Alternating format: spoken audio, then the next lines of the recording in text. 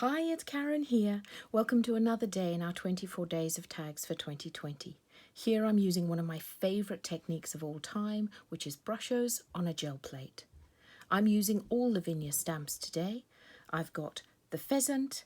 I'm using Spanish Moss, which is a fabulous stamp that you can use either hanging down to get a really lovely drapey look, or the way that I've used it here is a bit of ferny, grassy feel to it.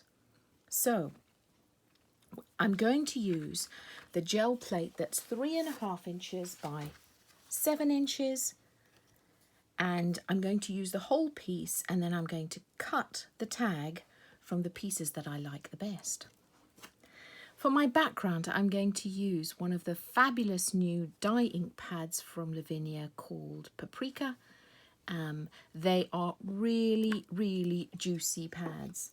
So I'm going to apply the ink with my brayer. I'm using a speedball brayer. I love this because it's soft and it works really well on the gel plate. So I'm going to ink up my brayer, but as I said, they are so juicy, these pads. That's going to be enough for me. And I'm just going to apply it onto my gel plate, making sure that I've got a nice coverage going in both directions so that I've got it as relatively smooth as possible. I'm just going to remove all the excess ink off my brayer so that it's ready for the next time. I keep two brayers. I keep one which I apply my inks with, and then I have a separate one where I apply my paints. So here we go. What I've done is I've taken my Brushos, those gorgeous little highly pigmented pots of watercolour paint, and I've watered them down. The colours that I've got here, I've got purple, I've got sunburst lemon, yellow, any of those will do, and I've got white. So I just keep them in these tiny little pots here. I keep them watered down so that, and the lids are relatively airtight so that I don't have to keep watering them down every single time. So I'm going to take my fan brush here, and the first that I'm going to use is my yellow.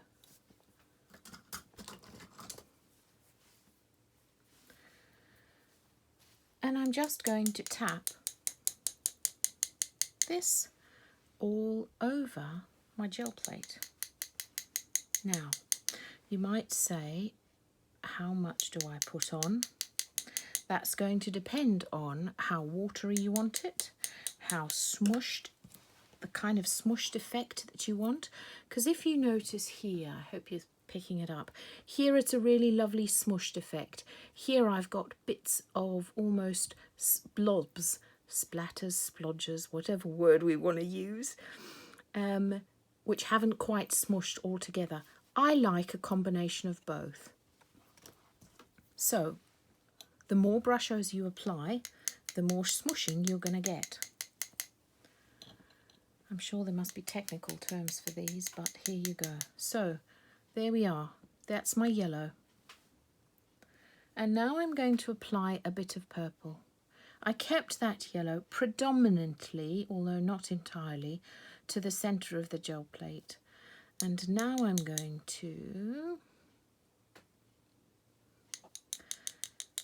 apply my purple around the edge. This gel plate is slightly larger than the tag size that I'm going to use, but that's okay. That means I can pick the best bits. Now, not to worry if you land up with some large splotches in the middle. That's okay. They will smush beautifully. So there we go. We don't want to drown it completely. Just in between the colours, I am cleaning off my paintbrush and wiping it on my towel, which is on my lap. Now, this white doesn't quite look that white, does it? But it will, because it looks a bit contaminated. So by applying the white, that's what's going to give me this sort of ethereal, orby type of look. So I kept my yellow to the centre, my purple around the edge, but my white I am splattering all over.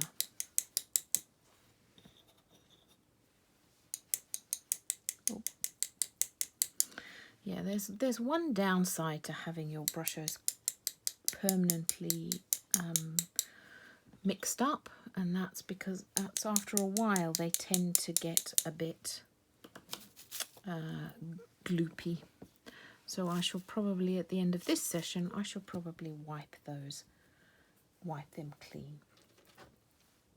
So there you have what you want it to look like. As you can see, I've got some paper around my gel plate because when you're tapping the brushes, they tend to fly everywhere. So I'm going to take my card and I'm going to have a larger piece only because it's easier and I didn't cut it.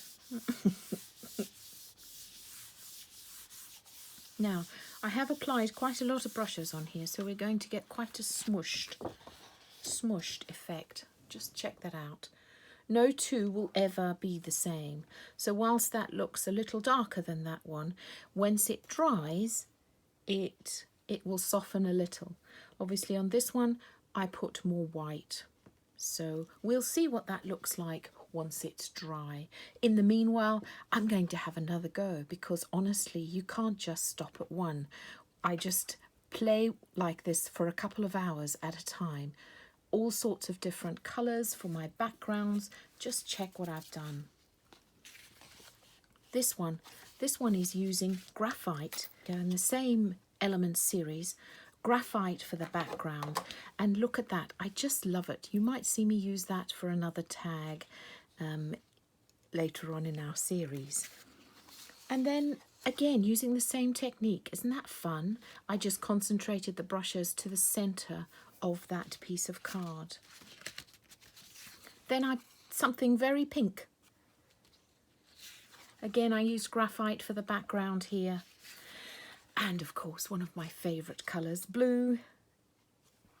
I didn't use too much white in that one. It was mostly yellows and oranges.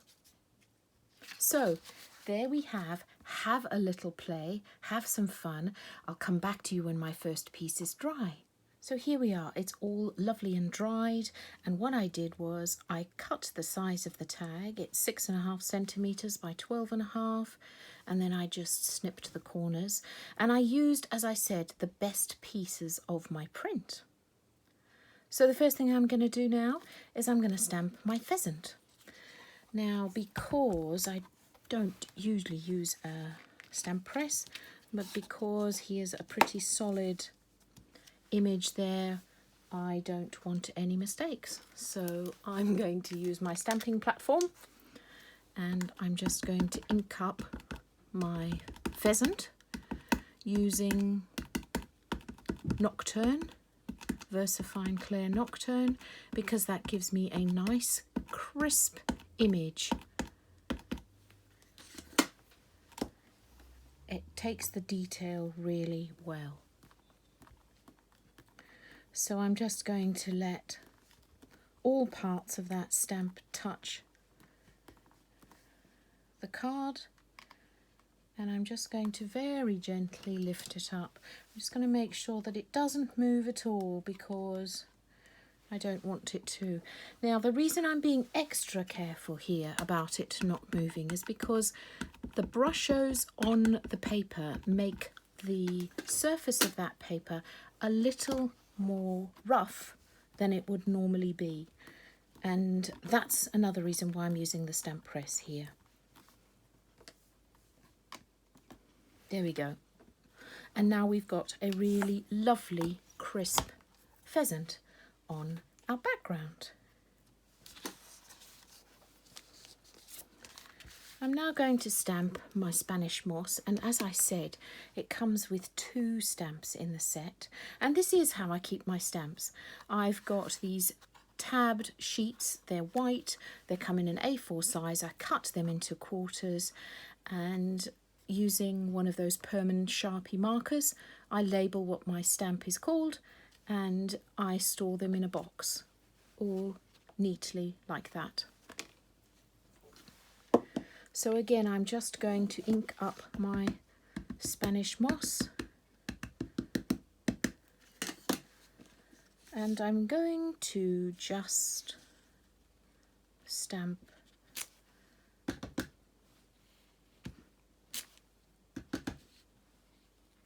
now. Do you know when a post or something is coming out the ground, don't the weeds and the flowers, they tend to sort of grow around the post? So that's why I would be making sure that they're really close to the post. You can see that I'm alternating the height of these various flowers, weeds, what have you.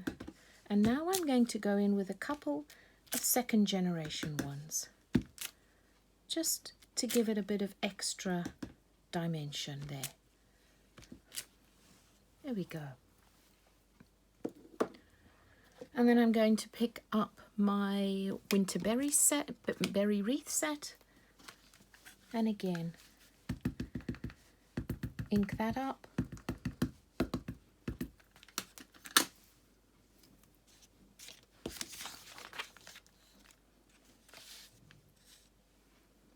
And come in from the top.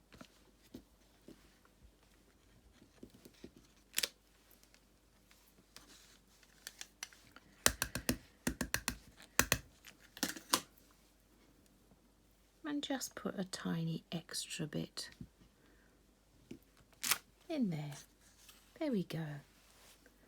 So the next thing I'm going to do is I'm actually going to heat it, because I am going to apply some white pigment ink around the edge, and I don't want this black to smudge. I'm now going to take my pigment ink. Now this is one of the best whites that I've found. I searched for a long time. I just love it. It's the unicorn one. It's the pigment ink. There's a couple of different types, but that's my favourite. And now what I'm going to do is just take a piece of cut and dry and gently go around the edge to give me this sort of misty, hazy look.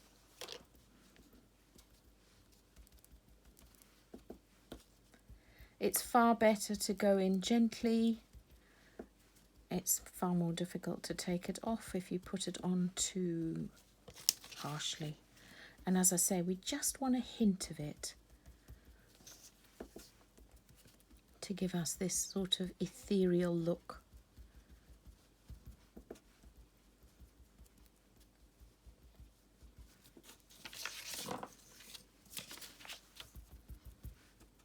Each time you do this, you're going to end up with different colours. So no two will ever be the same. So also by doing this on the edge, you just land up with a bit more interest. I'm bending my cut and dry like this because then I'm not going to, it's less likely, I'm not going to say I'm not going to, but it's less likely that you'll get any of the edge visible. So I'm just doing tap tap, lightly, lightly. There we go. It just brings it in and gives it a bit of something soft. And then finally, the last thing that I'm going to do is I'm going to use my Liquid Pearls White Opal. And I always do a little dab on the side off so that I can get a feel for how much pressure I need to apply, i.e. how much liquid pearls is left in my bottle.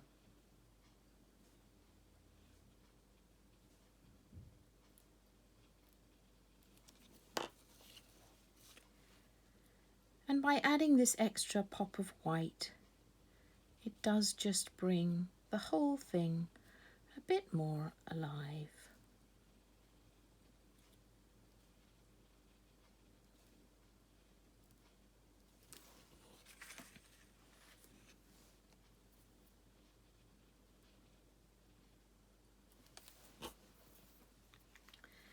And there we have it, our tag for today. Now, once all of those are dry, I will punch my hole in the top. So I do hope you'll have a go. I hope you've enjoyed it. And thanks for watching. I'll see you again tomorrow. Bye.